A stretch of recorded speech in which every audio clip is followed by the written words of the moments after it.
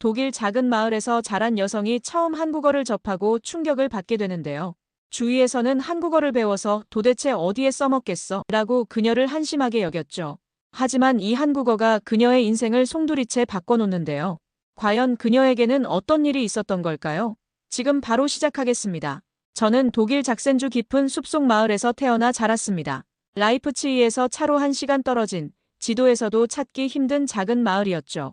제 이름은 헬레네. 어릴 적부터 항상 뭔가 다른 세계를 꿈꿨습니다. 작센의 회색빛 하늘과 오래된 석조 건물들 사이에서 저만의 색깔을 찾고 싶었어요. 고등학생 시절 우연히 접한 한국 드라마가 제 인생을 바꿨습니다. 처음에는 그저 수업 후 심심풀이로 봤던 드라마였습니다. 알 수 없는 언어로 말하는 배우들, 낯선 풍경, 그리고 어딘가 독일과는 다른 활기찬 에너지가 화면에서 느껴졌죠. 한 장면이 특히 기억에 남았어요. 주인공이 별이 쏟아지는 밤하늘 아래서 한국어로 사랑을 고백하는 장면이었습니다. 그 말의 의미는 몰랐지만 그 순간 저도 모르게 눈물이 흘렀습니다. 아버지는 기계 공장에서 일하시는 분이셨고 어머니는 동네 베이커리에서 일하셨어요. 두 분 다 실용적인 분들이셨습니다. 제가 한국어에 관심을 보이자 처음 반응은 예상대로였죠. 아버지가 저녁 식탁에서 말씀하셨습니다. 헬레네, 넌 대체 뭘 하려는 거니? 한국은 지구 반대편이야. 그런 언어를 배워서 뭐에 쓰겠다는 거지? 어머니도 걱정스러운 눈빛으로 말씀하셨어요. 차라리 프랑스어나 스페인어를 배우는 게 어떠니?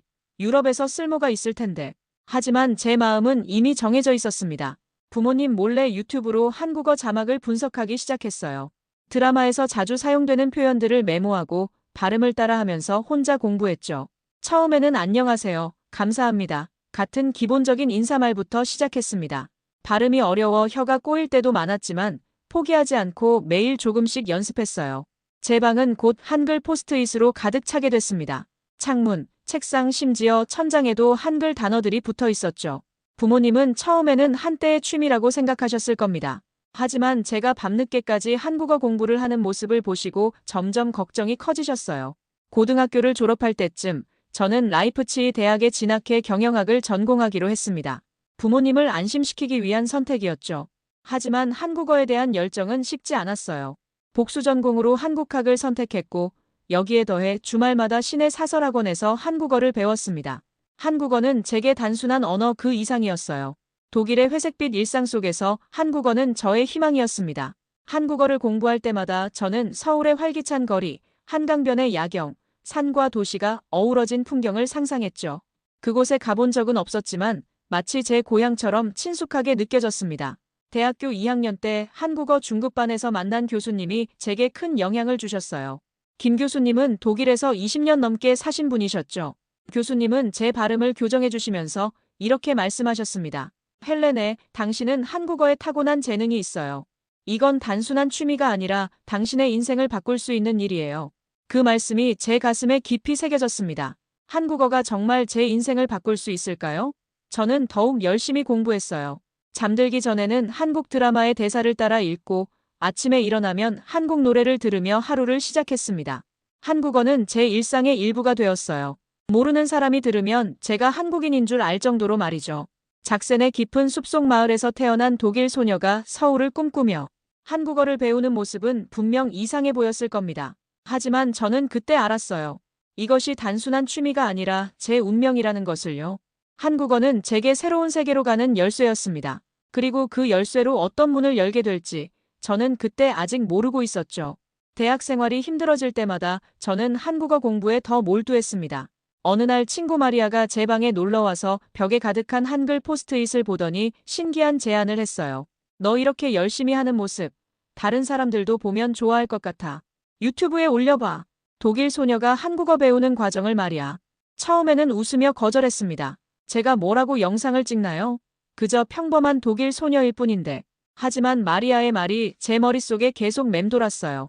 결국 용기를 내어 첫 영상을 찍었습니다. 제목은 독일 시골 소녀의 한국어 도전기였죠. 카메라 앞에 앉아 떨리는 목소리로 말했습니다. 안녕하세요. 저는 독일 작센 출신 헬레네입니다. 오늘부터 제 한국어 학습 여정을 여러분과 함께 나누려고 해요. 첫 영상은 서툴렀습니다. 조명도 제대로 없었고 배경은 그저 제 허름한 자취방이었죠. 편집도 기본적인 수준이었고요. 그래도 제 진심은 전해졌나 봅니다. 다음 날 일어나 보니 댓글이 수십 개 달려 있었어요. 독일에서 이렇게 한국어를 잘하다니 대단해요. 다음 영상도 기대할게요. 한국인입니다. 발음이 정말 좋네요. 앞으로도 응원합니다.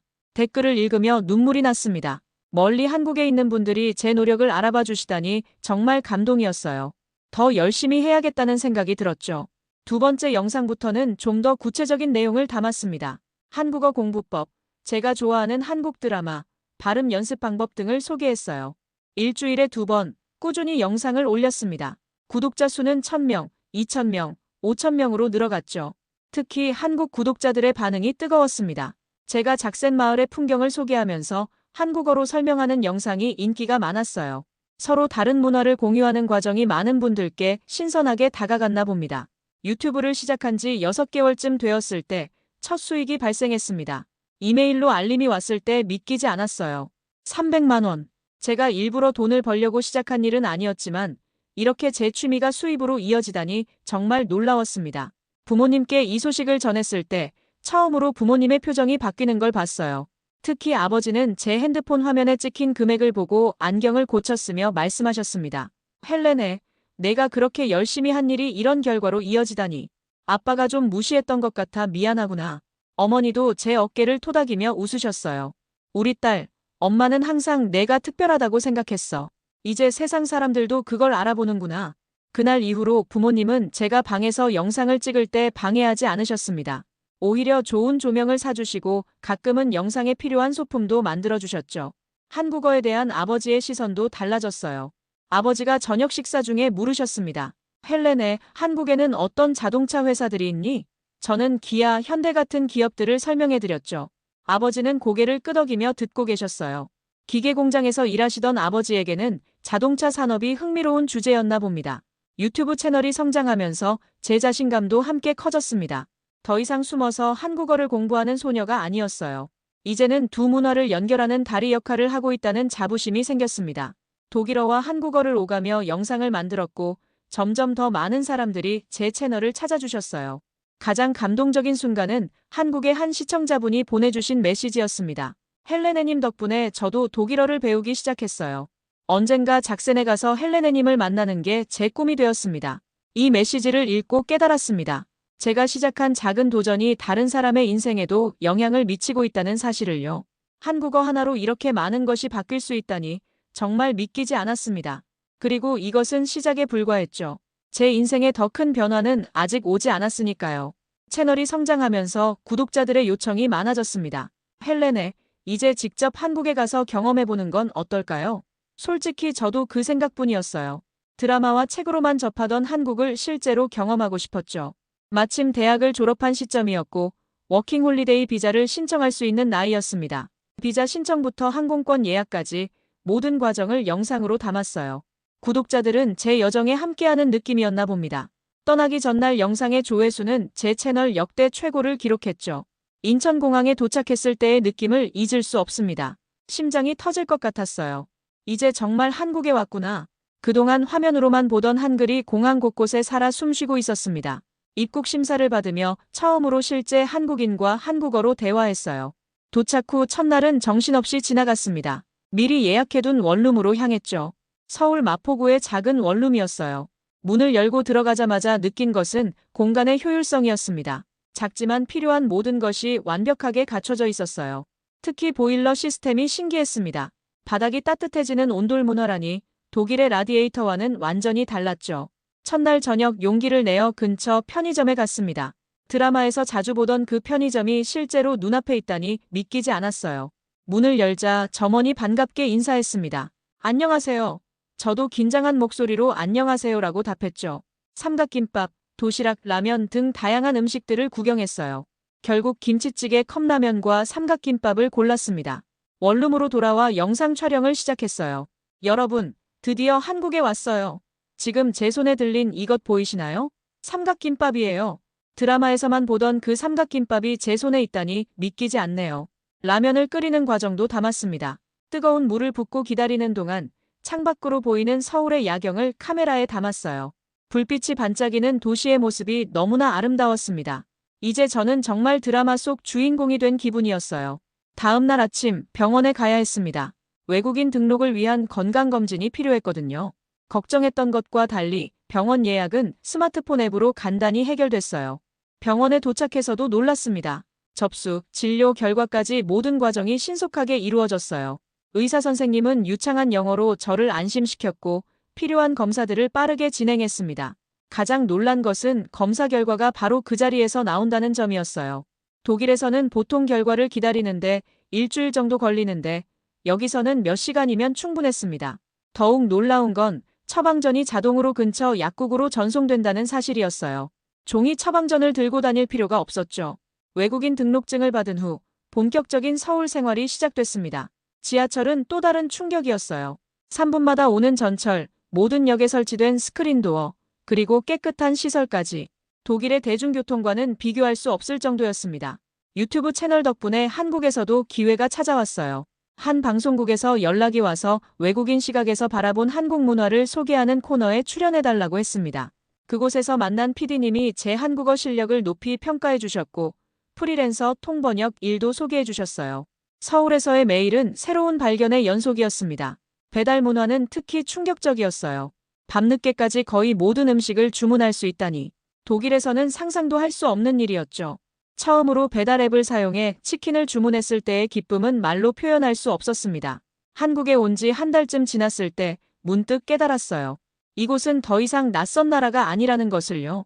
매일 아침 편의점에서 아메리카노를 사 마시는 것, 지하철로 이동하며 웹툰을 읽는 것, 밤에는 한강변을 산책하는 것, 이 모든 것이 자연스러운 일상이 되어 있었습니다. 드라마 속 주인공처럼 살고 싶었던 제 꿈이 이루어진 거였죠. 한국에서의 생활이 6개월째 접어들었을 때 큰 결심을 했습니다. 제 가족을 한국에 초청하기로 한 거예요.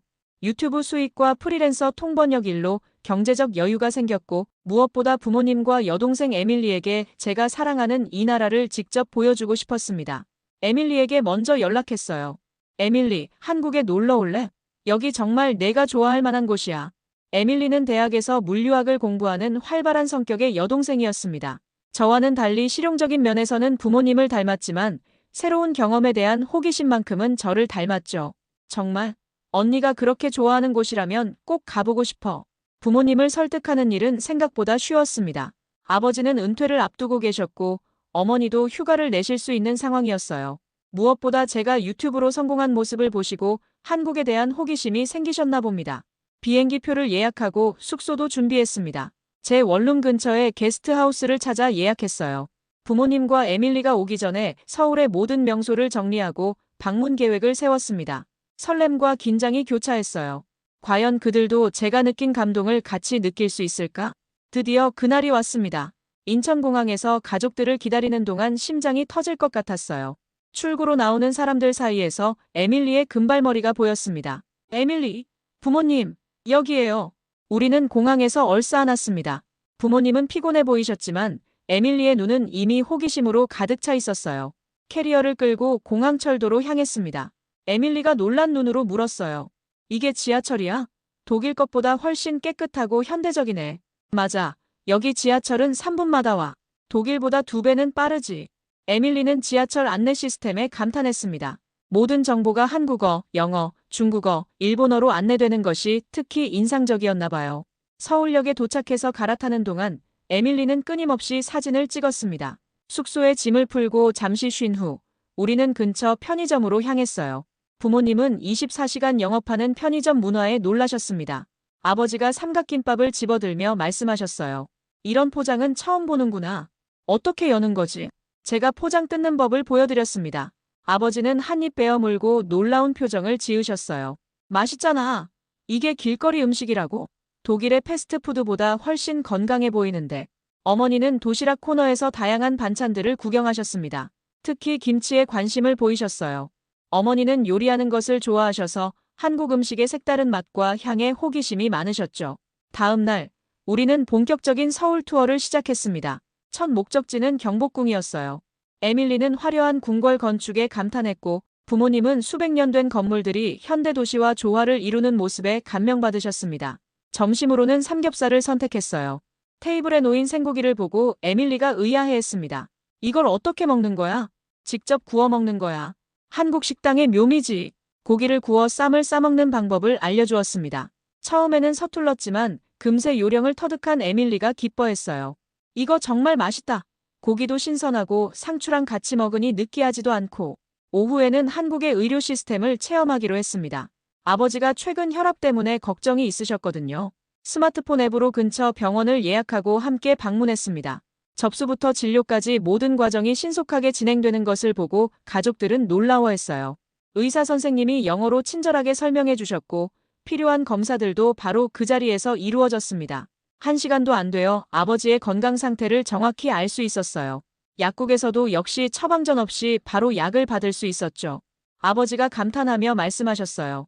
독일에서는 이렇게 빠르게 진료받는 것은 상상도 못할 일이야. 여기서는 하루면 모든 게 해결되는구나. 독일에서는 적어도 일주일은 걸렸을 텐데. 저녁에는 한강공원으로 향했습니다. 여름이라 날씨가 좋았고 강변은 사람들로 북적였어요. 치킨과 맥주를 배달시켜 돗자리에 앉아 먹었죠.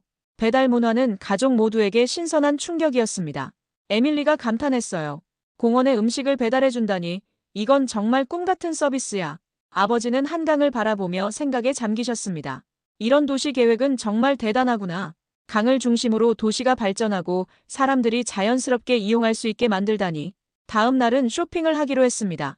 명동과 동대문을 돌아다니며 옷과 기념품을 샀어요. 가장 인상적이었던 것은 카드 결제 시스템이었습니다. 에밀리는 모든 가게에서 신용카드나 모바일 결제가 가능하다는 점에 놀랐어요. 언니, 여기서는 현금이 필요 없겠네. 카드만 들고 다녀도 되는 나라라니. 맞아, 심지어 노점상에서도 카드 결제가 가능해. 정말 편리하지. 저녁 식사 후 호텔로 돌아오는 길에 에밀리가 문득 물었습니다. 언니, 이런 나라에서 평생 살 수 있을까? 그 질문은 제 마음에 깊은 울림을 주었어요. 사실 저도 같은 생각을 하고 있었거든요. 에밀리의 눈빛에서 저와 같은 열망을 발견했습니다. 호텔 로비에 앉아 우리는 오랜 시간 이야기를 나눴어요. 에밀리는 한국의 물류 시스템에 큰 관심을 보였습니다. 특히 빠른 배달 시스템과 효율적인 재고 관리에 감탄했죠. 언니, 내가 공부하는 물류학을 여기서 실제로 적용하면 정말 재미있을 것 같아. 한국의 물류 회사에서 인턴십을 할 수 있다면 좋겠어. 부모님도 우리의 대화에 귀 기울이셨습니다. 처음으로 아버지가 심각한 표정으로 물으셨어요. 너희들 정말 여기서 살고 싶은 거니? 에밀리와 저는 서로를 바라보았습니다. 그리고 동시에 고개를 끄덕였어요. 아버지는 깊은 한숨을 내쉬셨습니다. 쉽지 않은 결정이구나. 하지만 너희가 행복하다면 우리도 한번 생각해볼게. 어머니는 조용히 우리의 손을 잡아주셨어요. 가족은 같이 있어야지. 너희들이 여기서 미래를 찾고 싶다면 우리도 함께할 방법을 찾아보자. 그날 밤 한국 방문이 단순한 여행이 아닌 우리 가족의 미래를 바꿀 수도 있는 중요한 전환점이 될 수 있음을 느꼈습니다. 서울의 불빛이 창문을 통해 비치는 호텔방에서 우리는 새로운 삶의 가능성을 꿈꾸기 시작했어요. 열흘간의 한국 여행은 순식간에 지나갔습니다. 떠나기 전날 에밀리는 제게 진지하게 말했어요. 언니, 나 정말 여기가 좋아. 독일로 돌아가기 싫어. 우리도 이런 나라에서 살 수 있을까? 에밀리의 눈에는 진심이 담겨 있었습니다. 그리고 저는 그 순간 결심했어요. 우리 가족이 한국에서 새 삶을 시작할 수 있도록 최선을 다하겠다고요. 작센의 작은 마을에서 시작된 저의 한국어 도전이 이제는 가족 전체의 꿈이 되었습니다. 가족이 독일로 돌아간 후 저는 본격적으로 이민 준비를 시작했습니다. 인터넷으로 비자 정보를 찾아보고 한국에 거주하는 외국인 커뮤니티에 가입해 조언을 구했어요. 정보를 수집할수록 쉽지 않은 과정이라는 것을 깨달았습니다. 하지만 포기할 생각은 없었어요. 일단 제가 안정적인 직장을 구해 장기 비자를 받는 것이 중요했습니다. 프리랜서 통번역 일만으로는 한계가 있었어요. 운 좋게도 제 유튜브 채널을 보고 연락해온 한 국제 마케팅 회사에서 면접 기회를 얻었습니다. 유럽 시장 담당 마케팅 전문가로 일할 수 있는 포지션이었어요. 면접 당일 긴장된 마음으로 회사에 도착했습니다. 깔끔한 정장을 입고 포트폴리오를 준비했어요. 면접관은 제 한국어 실력과 유튜브 채널에 대해 많은 관심을 보였습니다. 헬레네 씨는 독일인으로서 한국 문화를 이해하고 또 독일 문화도 잘 알고 계시니 우리 회사에 큰 도움이 될 것 같네요. 면접 결과는 합격이었습니다. 정규직 채용과 함께 비자, 스폰서십까지 제공해주겠다는 제안을 받았어요. 이제 저는 한국에서 합법적으로 장기 거주할 수 있는 기반을 마련한 셈이었죠. 기쁜 소식을 가족에게 전했을 때 에밀리가 가장 열광적으로 반응했습니다. 당시 에밀리는 대학 마지막 학기였고 졸업 후 진로를 고민하고 있었거든요. 언니, 나도 한국에서 일할 수 있을까? 물류 관련 회사에서 인턴십이라도 시작하고 싶어. 에밀리의 말에 저는 도울 방법을 찾아보기로 했습니다. 회사 동료들과 인맥을 통해 한국의 물류 회사들에 대한 정보를 수집했어요. 특히 외국인 인턴을 받는 회사들을 중점적으로 찾았죠. 한 달 정도 정보를 모은 후 에밀리에게 몇 개의 회사 목록을 보냈습니다. 그중 가장 유망해 보이는 곳은 서울에 위치한 스타트업 물류 회사였어요. 신선식품 배달을 전문으로 하는 회사였는데 유럽 시장 진출을 준비하고 있었기 때문에 독일어를 할 줄 아는 인턴을 찾고 있었습니다. 에밀리는 바로 그 회사에 지원서를 보냈어요. 운 좋게도 화상 면접 기회를 얻었습니다. 결과는 어떻게 될까? 에밀리의 얼굴에 환한 미소가 번졌을 때 저는 그 결과를 짐작할 수 있었어요. 언니, 합격했어. 6개월 인턴십이지만 성과가 좋으면 정규직 전환도 가능하대. 이제 에밀리의 한국행도 확정되었습니다. 그런데 부모님은 어떻게 해야 할까요? 특히 아버지는 은퇴를 앞두고 계셨고 어머니는 직장이 있었어요. 가족 전체가 이민을 준비하는 것은 생각보다 복잡한 문제였습니다. 에밀리가 한국에 도착한 날 인천공항에서 그녀를 맞이했습니다. 작센의 작은 마을에서 자란 두 자매가 이제 서울에서 함께 살게 된 거죠. 에밀리를 위해 제 원룸 근처에 작은 방을 구해두었어요. 에밀리의 인턴 비자는 6개월짜리였고 그 이후의 체류를 위해서는 정규직 전환이 필요했습니다. 한국의 비자 시스템은 생각보다 까다로웠어요. 특히 외국인이 정규직으로 전환되기 위해서는 학력과 경력에 대한 엄격한 심사가 있었죠. 에밀리는 아직 신입이었기 때문에 이 부분이 걱정되었습니다. 동시에 부모님의 이민 준비도 진행 중이었습니다. 아버지는 은퇴 후 한국에서의 생활에 대해 진지하게 고민하고 계셨고 어머니는 영어 강사로 일할 수 있는 가능성을 타진하고 계셨어요. 가족 모두가 새로운 시작을 위해 각자의 자리에서 준비하고 있었습니다. 그러던 중 에밀리가 회사에서 큰 프로젝트를 맡게 되었다는 소식을 전해왔어요. 독일 물류 회사와의 협업 프로젝트였는데 에밀리의 언어 능력과 문화적 이해도가 높이 평가받은 덕분이었죠. 그녀는 매일 늦게까지 일했어요. 가끔 지치기도 했지만 한국에서의 새로운 삶에 대한 열정이 그녀를 계속 움직이게 했습니다. 가족 이민의 꿈을 향해 한 걸음씩 나아가는 과정에서 우리는 많은 장애물에 부딪혔습니다. 하지만 그때마다 서로를 의지하며 앞으로 나아갔어요. 에밀리의 도전은 우리 가족의 도전이었고 그 과정에서 우리는 더욱 단단해졌습니다. 모든 일이 순조롭게 진행되는 듯 했습니다. 어느 날 오후 에밀리에게서 다급한 전화가 왔어요. 목소리가 떨리고 있었습니다. 언니, 비자 신청이 반려됐어. 회사에서 정규직 제안을 했는데 이민국에서 내 경력을 인정해주지 않는데. 에밀리의 말에 가슴이 철렁 내려앉았습니다. 비자 없이는 한국에 머무를 수 없다는 것을 잘 알고 있었어요. 회사는 에밀리를 원했지만 이민법은 까다로웠습니다. 독일에서의 학위와 짧은 경력만으로는 전문 인력 비자를 받기 어려웠던 거죠. 괜찮아, 에밀리. 다른 방법을 찾아볼게. 내가 이민 변호사를 알아봤어. 상담을 받아보자. 위로의 말을 건넸지만 내심 불안했습니다. 에밀리가 한국을 떠나야 한다면 가족 이민의 꿈은 어떻게 될까요? 이 문제로 골머리를 앓고 있을 때 더 큰 위기가 찾아왔어요. 독일에 계신 어머니가 갑자기 쓰러지셨다는 아버지의 전화였습니다. 심장이 멎는 것 같았어요. 헬레네, 어머니가 병원에 입원하셨어. 고혈압 증세가 심해져서 쓰러지셨는데 정밀 검사 결과 심장 질환도 발견됐단다. 아버지의 떨리는 목소리를 들으며 눈물이 흘렀습니다. 당장 독일로 돌아가고 싶었지만 회사의 중요한 프로젝트가 진행 중이었어요. 에밀리도 마찬가지로 회사에서 중요한 시점이었습니다. 에밀리와 상의 끝에 우리는 번갈아가며 독일에 다녀오기로 결정했어요. 일단 제가 먼저 휴가를 내고 독일로 향했습니다. 작센의 병원에 도착했을 때 어머니는 평소보다 훨씬 야위어 보이셨어요. 그래도 저를 보자 환하게 웃으셨습니다.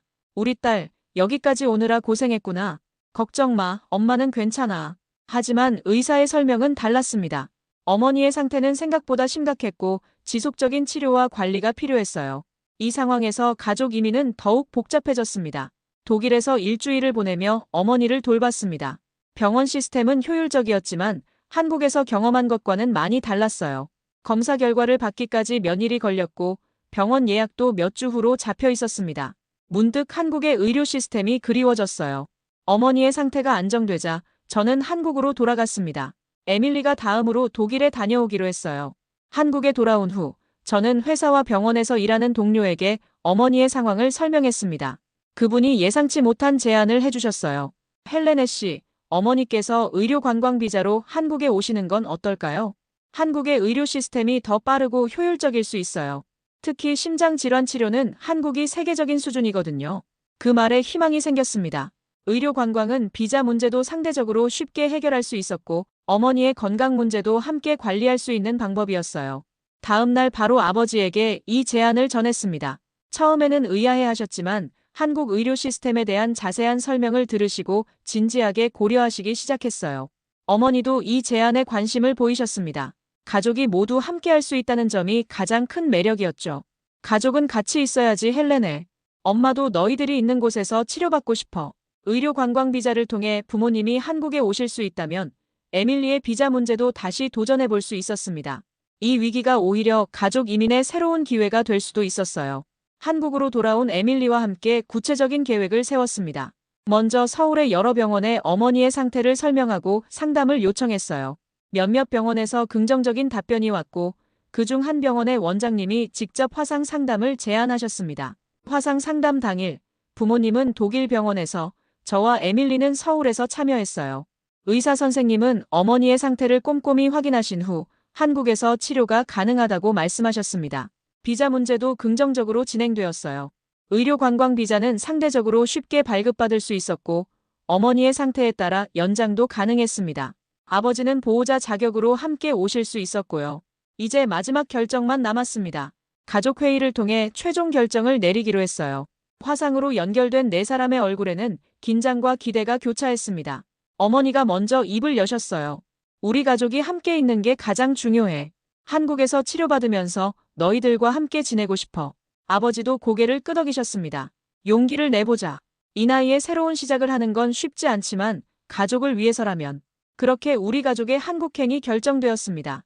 위기는 오히려 우리를 더 단단하게 만들었고 가족의 소중함을 다시 한번 깨닫게 해주었어요. 우리 가족이 정말 한국에서 함께 살게 될 거야. 저도 믿기지 않았습니다. 제가 처음 한국어를 배우기 시작했을 때 이런 날이 올 거라고는 상상도 못했으니까요. 도착장 문이 열리고 사람들이 하나둘씩 나오기 시작했습니다. 그리고 마침내 휠체어를 탄 어머니와 그 뒤를 따르는 아버지의 모습이 보였어요. 우리는 달려가 부모님을 꼭 안았습니다. 긴 비행 어떠셨어요? 많이 피곤하시죠? 어머니가 미소 지으며 대답하셨어요. 생각보다 괜찮았어. 비행기에서 한국 영화도 봤단다. 자막은 이해 못했지만 재미있더라. 미리 준비해둔 파주의 아파트로 향했습니다. 서울 접근성이 좋으면서도 조용하고 공기 좋은 곳을 선택했어요. 특히 어머니의 건강을 생각해서 자연 환경이 좋은 곳으로 정했죠.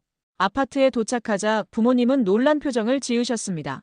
독일 집과는 완전히 다른 구조였거든요.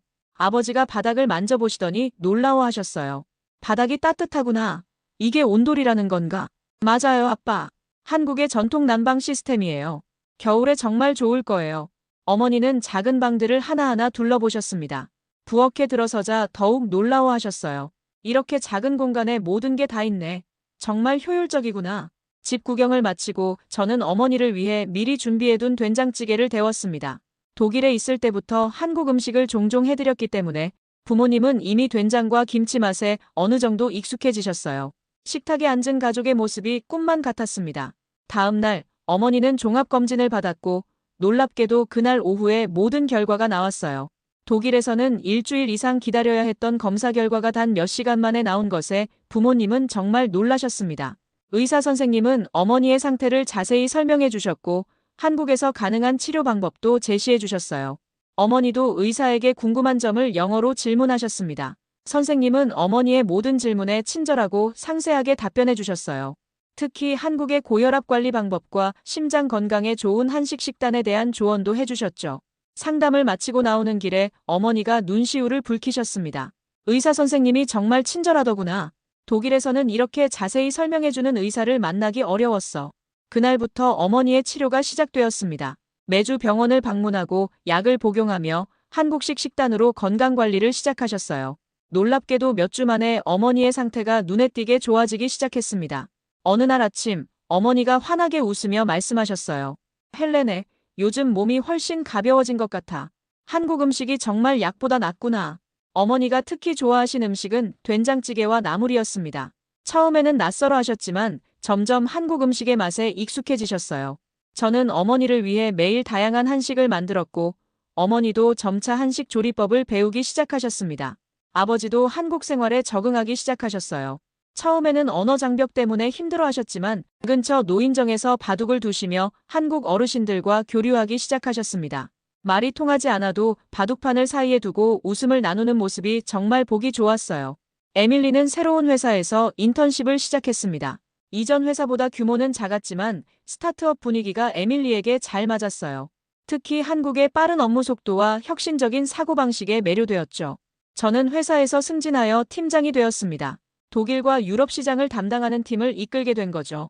더 많은 책임감이 주어졌지만 그만큼 성취감도 컸습니다. 무엇보다 이제 가족 모두가 한국에서 안정적으로 정착할 수 있는 경제적 기반이 마련된 것이 기뻤어요. 이민법 전문 변호사를 만나 상담을 받았습니다. 변호사는 우리 가족의 상황을 듣고 긍정적인 답변을 주셨어요. 영주권 신청을 위해 필요한 서류들을 모으기 시작했어요. 재직증명서, 소득증명서, 세금 납부 내역 등 많은 서류가 필요했지만 모두 차근차근 준비했습니다. 영주권을 받은 날 눈물이 차올랐습니다. 제가 처음 한국 드라마를 보며 한국어를 공부하기 시작했을 때 이런 날이 올 줄은 상상도 못했으니까요. 영주권을 받은 후에도 우리의 목표는 계속되었습니다. 다음 단계는 한국 시민권이었어요. 물론 독일 국적을 포기해야 하는 어려운 결정이지만 우리 가족은 이미 마음의 결정을 내린 상태였습니다. 한국어 능력 시험을 준비하고 한국 역사와 문화에 대해 더 깊이 공부하기 시작했어요. 시민권 취득을 위한 긴 여정이 시작된 것이죠. 독일 작센의 소녀가 한류 드라마에 빠져 한국어를 배우기 시작했을 때 그 작은 시작이 이렇게 큰 변화를 가져올 줄 누가 알았을까요? 언어 하나가 만들어낸 기적. 그것이 바로 우리 가족의 이야기입니다. 한국어로 인생을 번역하며 우리는 새로운 정체성을 찾았습니다. 이제 우리는 독일인이면서 동시에 한국인이 되어가고 있었어요. 그리고 그 여정은 아직도 계속되고 있습니다.